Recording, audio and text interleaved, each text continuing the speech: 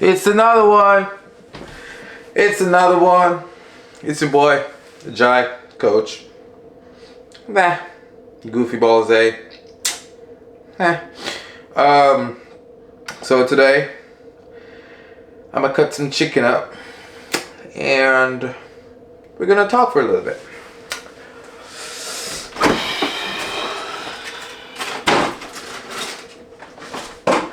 So, today I decide for us to talk a little bit about being a beginner. Being a beginner, a lot of times people that are new, they wonder what they should do, you know. Should I start with weights? Should I start with cardio? And they make it really complicated. So hopefully by the end of this video, you'll get an idea what may be a good approach for you. I mean, you can't go wrong. I'm not gonna say you can't go wrong with how you start, but starting out, you can't really go wrong with working your way progressively into a routine. Now, I've had a few videos that I posted before where I speak on a good starting point, a really good starting point that I think is ideal for any and everybody. If I should, you know, like give you something to really start with, especially even low costs, when we're speaking about people can't afford training and stuff like that with a coach, a good starting point is yoga. Yoga is amazing, man. So if you haven't checked out any of those videos, I think I posted 2 videos about yoga and why it's a good starting a video for people who are new to start training. You should check those out. They're on my channel. So yeah, so a lot of people would say, oh yeah, they're on a budget, they can't afford a gym membership right now, they can't afford a trainer,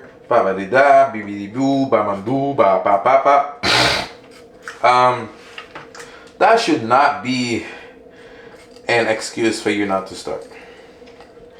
Honestly, that's just BS. Yep, I said it, this BS.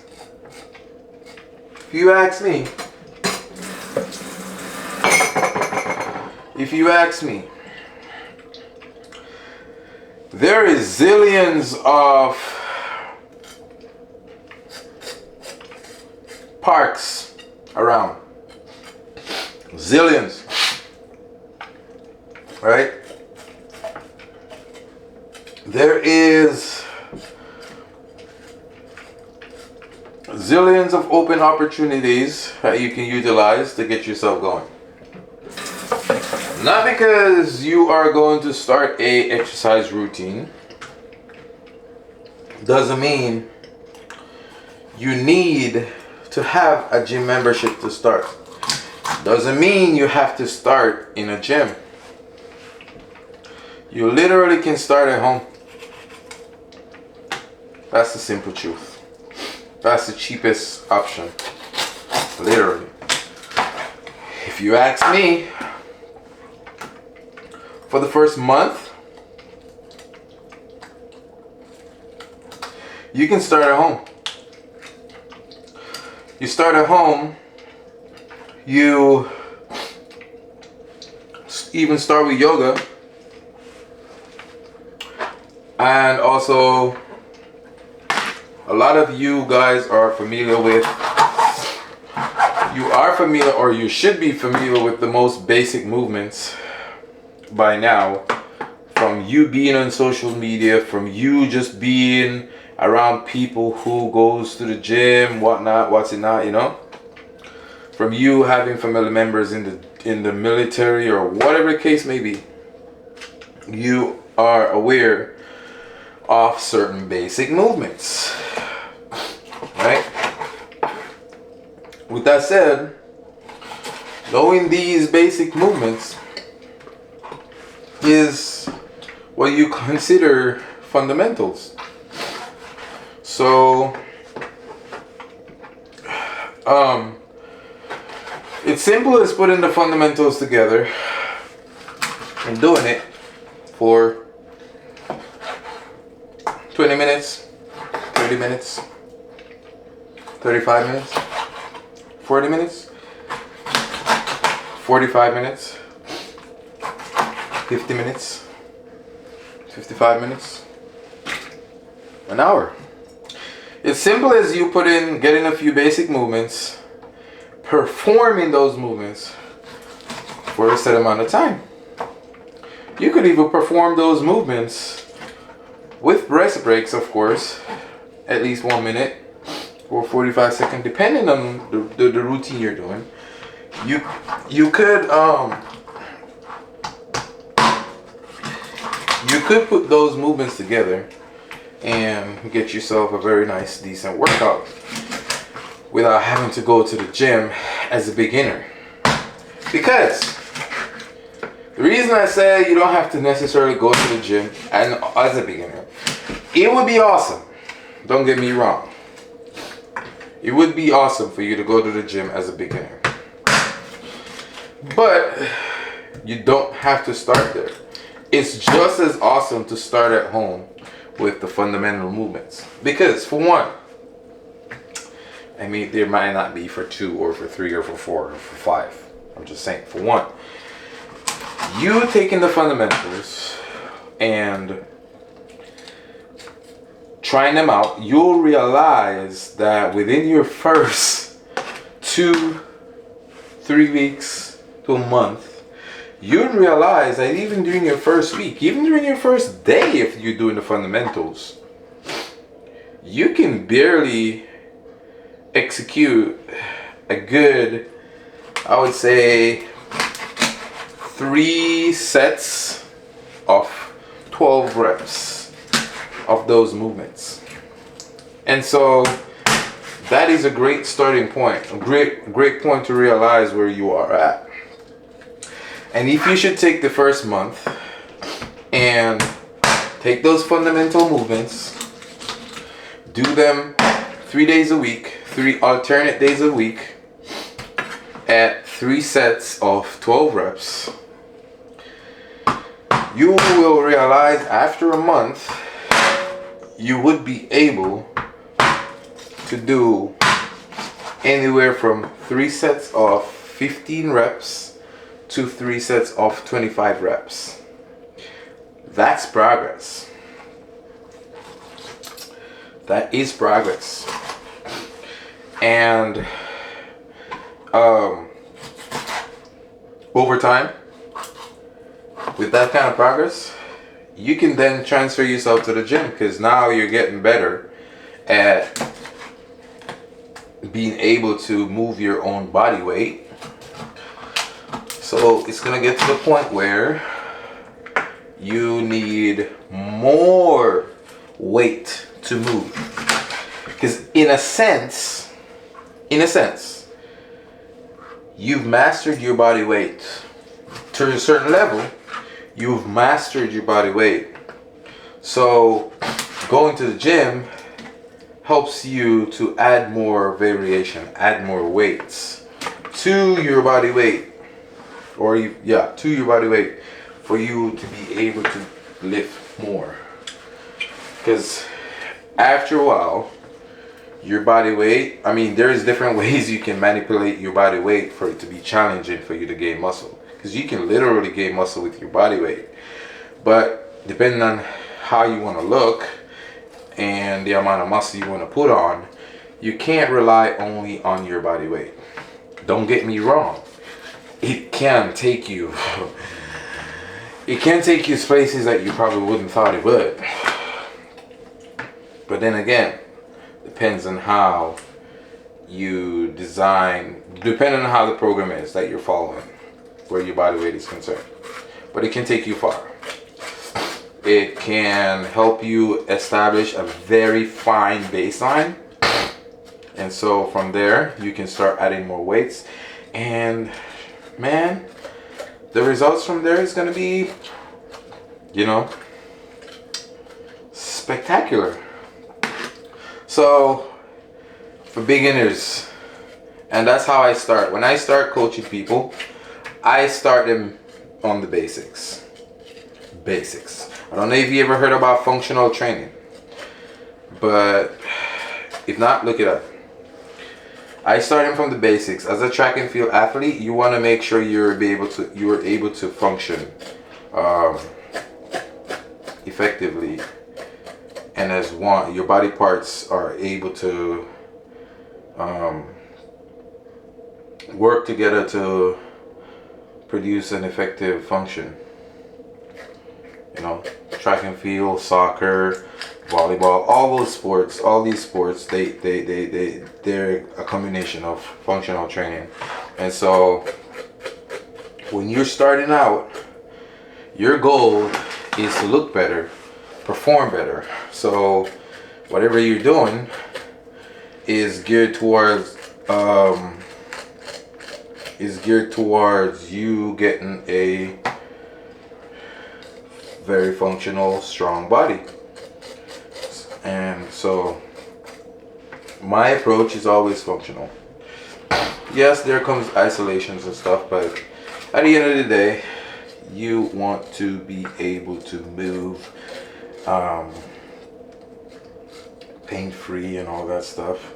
I mean, with training, you're not always going to be able to move pain-free, because that's just how the natural process with progress is. But back to what I was talking about. Yeah, so a good starting point is you can start at home. I mean, I'm not saying you can't go into the gym and start in the gym, but if you're complaining about you not having the money for membership, you not having the extra money to, you don't have a car to drive to the gym, you don't have anybody to take you, you know, you don't feel like walking to the gym, which is great if you ask me. Back in college, I used to, for the average person, there was a gym that, if depending on how you walk in, it could take you 20 minutes, 25 minutes. For me, it used to take me 10, 12 minutes to go, and that's when I'm jogging. So I often jog to the gym. I get up at 5:50. Well, no, 5:45. Get ready by 5:50 because my clothes is already out. And by 6 o'clock when the gym is open, I'm there. Do you know the good thing about that 10-minute 10-minute to get to the gym? It's my warm-up. So when I get to the gym, I don't have to go on a treadmill. I mean, at the time, we didn't have treadmill at this gym. We don't have those stuff at this gym. We only have weights at this gym. So we don't have the fancy treadmill that a lot of people got these days, or we have these days in these commercial gyms. No, we don't have no treadmill, no Stairmaster, no elliptical, no. We just have the weights and stuff. So I used to jog or walk to the gym. I always jog. 98% of the time I jog. It's because I love track and field. I love running, you know. And when I get to the gym, especially since I was on a tight schedule and whatever, I didn't want to waste time, go to the gym and then have, you know, warming up in the gym. No, I want to warm up before I get there. And so, yeah. So when I get to the gym, I just get in right into my workout. And those times, I used to spend like 45 minutes in the gym. So by 6:45, I'm back out jogging back home. So in a sense, I kind of got let's just say an hour workout. And yeah, so if the gym is close, you don't have anybody to take you and whatnot, don't stress. Put your shoes on and jog to the gym. It's pretty simple. It's a part of your workout, and you'd be surprised to know how you feel being out in the open, getting that fresh air, you know, taking in some of that nature on your way there.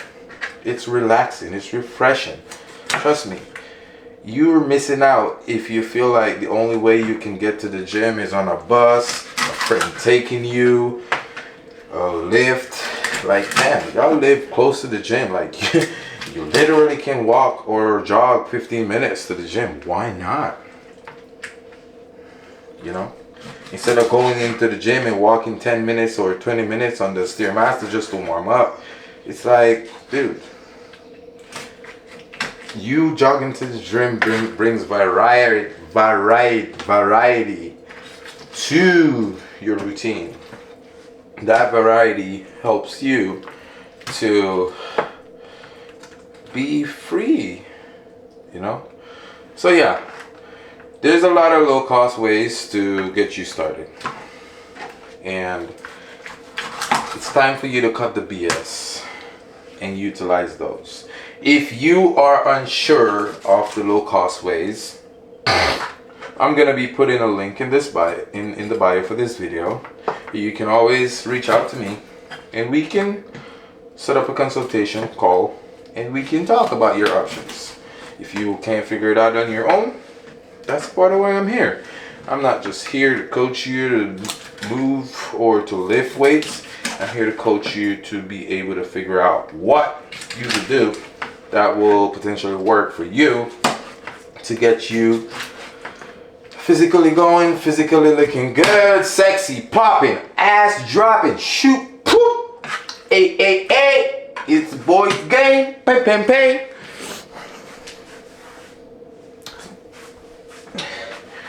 But yeah, that's a part of my, it's a part of my job in essence. Yeah. What else? But yeah, like I said, bring it back to home. You can literally get squats, push-ups, lunges. You can find a way to use a table at home to do pull-ups, inverted pull-ups. Google it, you'll see. Yes, I can't do a pull-up. You can't do a pull-up the normal way, but you can do an inverted pull-up. And if you even can't do a pull-up the normal way, there's modifications that you could do, which I will be making videos of those, and I will be putting them on this channel sooner or later, so you can have those. And so push-ups, squats, lunges, pull-ups or inverted pull-ups, decline push-ups. There's variations. I'm just literally just throwing things out there. You can, let's see, you can grab a chair and do shoulder press at home. And what you could do with these movements, if you're a beginner, you could start by doing these movements like 30 seconds each. You get 5 exercises. You do these 5 exercises for 30 seconds each. You can take anywhere from 30 seconds to 1 minute 30 seconds in between each exercise. and that's a workout. Put your core exercise in there too. But anyways, I'm not gonna drag this video any longer. I made the main point that I wanted to make, and so yeah. But like I said, I'm gonna have a link in the description. You can hit me up. We can talk and talk about your, you know, how you could approach things for you. It's your boy Coach. It's your boy Jai. Peace out. See you next time.